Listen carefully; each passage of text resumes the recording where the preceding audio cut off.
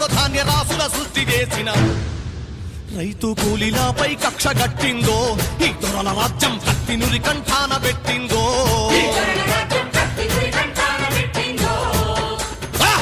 హింస పెరుగుతున్నదో పేదోళ్ల నెత్తురు ఏరులయ్యి పారుతున్నదో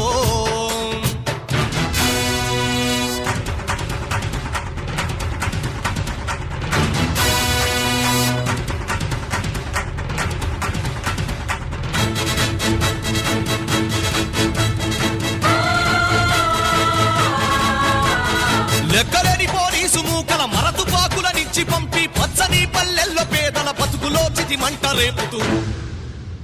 చిత్రహింసలు పెట్టుతున్నారో